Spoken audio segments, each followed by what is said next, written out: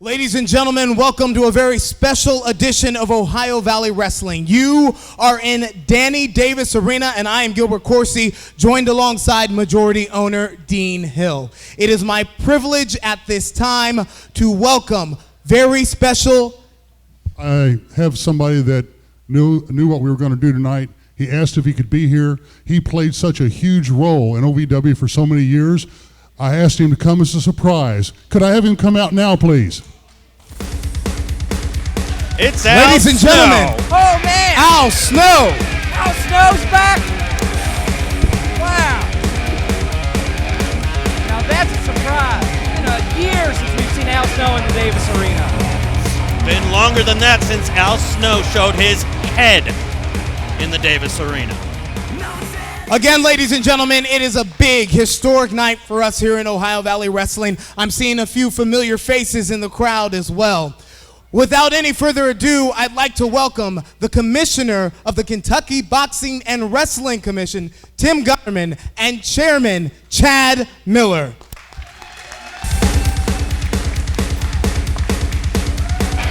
Comes Chad Miller, Tim Gunnerman, who's bringing an award plaque that will be awarded to our founder, our godfather. For those of you who don't know, Tim Gunnerman is basically the head of the Kentucky Wrestling Commission. He's a big deal around here in the state. Tim, Chad, it is a pleasure for you guys to join us today. And before I turn the mic over to you for this ceremony, I'd like to welcome the man of the hour, the founder of Ohio Valley Wrestling, Nightmare Danny Davis. To this man, Danny Davis, we are all paying tribute.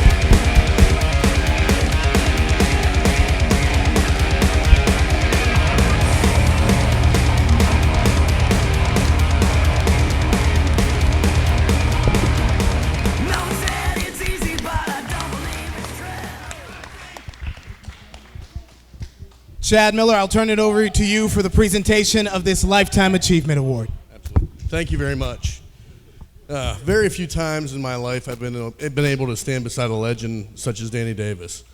We'll give him another round of applause here real quick.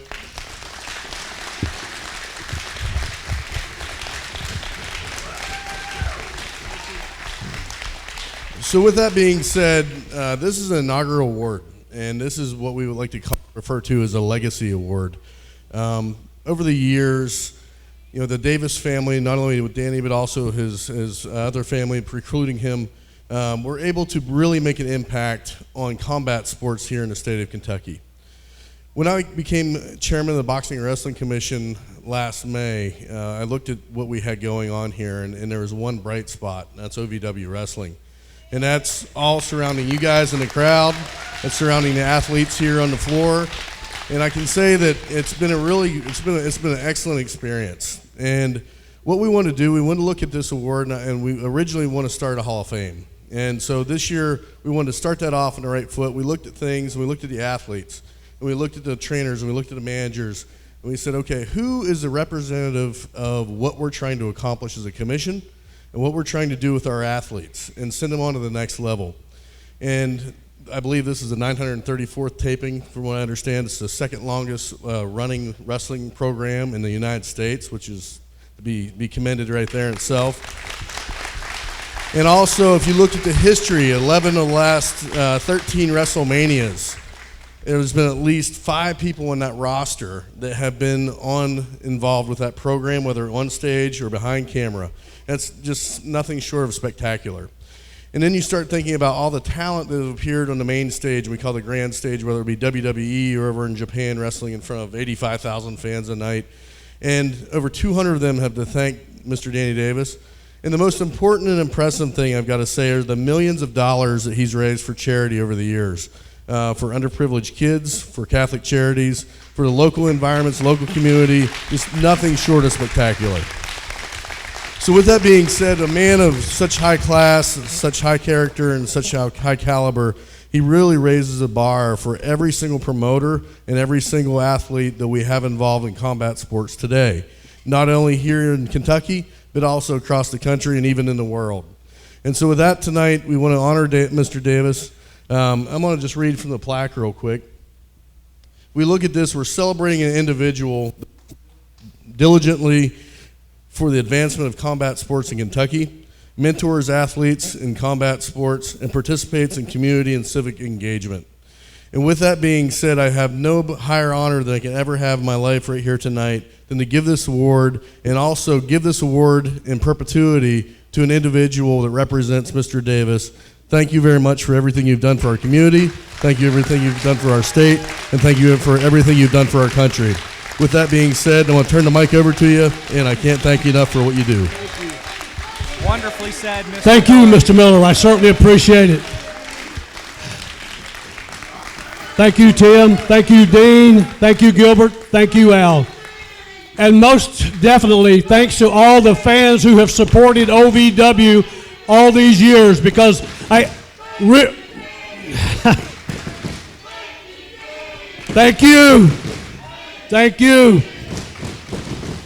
Folks, real quick, for those of you who know me away from this entertainment life, I am a humble person, and I'm not the gruff guy you normally see out here. To receive such an honor, it extremely humbles me beyond belief. I promise you, I will do my best to live up to this, and I feel that my late mother, who really got me to watching wrestling, had it not been for her, I wouldn't be here. Simply because, and I won't bore you, but I'll do this real quick if I can.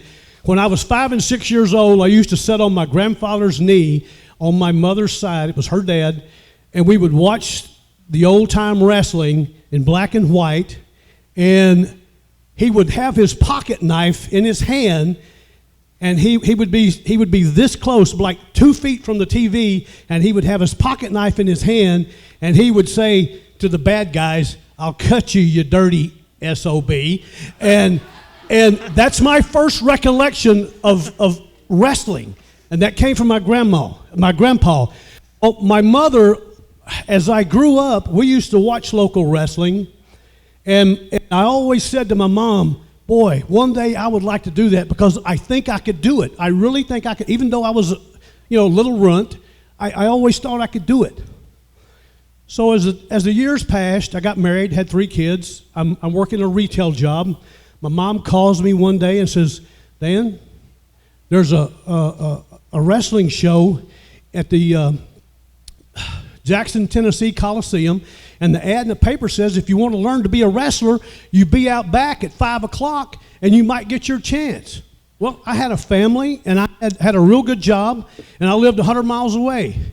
I took off from my job. I drove to Jackson, Tennessee, where this place was happening, and I stood around out back. There was about 200 people out there, boys and girls, of all ages and sizes. And Buddy Fuller, a guy by the name of Terry Sawyer, came out, and they chose like a half a dozen people to come in that night. And it just happened that I was one of those guys. And from there, my wrestling career started. And I owe this to my mom. Because had she not made that call, that would have never happened. And it's kind of amazing. This year celebrates my 40th year in the wrestling industry, and I could not have done it without the support of each one of you. And for that, I thank you. My mom thanks you. My dad thanks you. My children thank you. My grandkids thank you.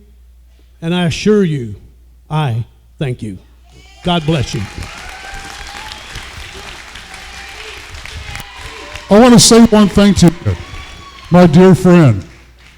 You mentioned a second ago that you hope to be able to live up to this. I want you to know you've already lived up to it.